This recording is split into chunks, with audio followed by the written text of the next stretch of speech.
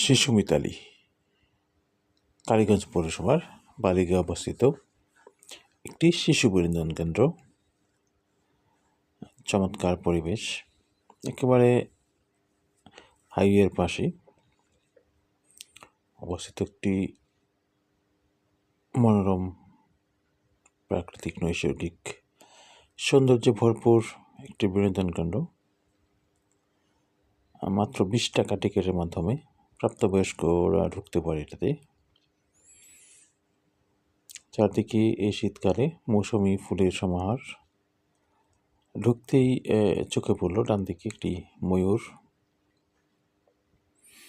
যা শিশুদের মন কাড়বে। চমৎকার সাজানো গোছানো ময়ূরটি দেখতে পাচ্ছি আমরা। ঠিক বা পাশে আছে রেস্টরুম। এখানে রেস্টের জন্য খুব সুন্দর একটি ঘর এবং ওয়াশরুম সহ আছে। ছোট বাচ্চাদের জন্য খেলনা অ্যাক্সেসরিজ যেগুলি আছে চমৎকার, খুব বেশি না হলেও 3-4টা কিন্তু আছে। ভালো দোলনাও আছে, মৌসুমি ফুল।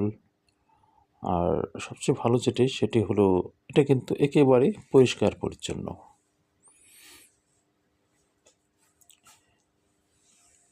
এটি চৌধুরী বাড়ি, বালিগাঁও। খুব নান্দনিকভাবে সাজানো হয়েছে। দেখে মনে হচ্ছে খুব শৌখিন যিনি চমৎকারভাবে ওনার এই আঙ্গিনাকে বিনোদন কেন্দ্রের মতো করে সাজিয়েছেন এবং বর্তমানে সেটি বিনোদন কেন্দ্র হিসাবেই ব্যাপক পরিচিত। সবুজ মাঠ।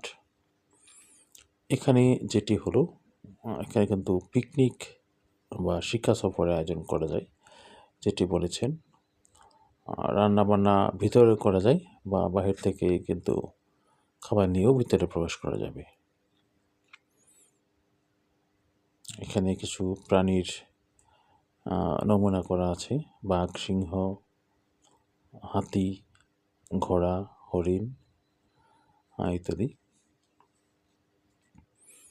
একটি পুকুর পাড়েও বসার বেশ কিছু বেঞ্চ এখানে সাজানো আছে।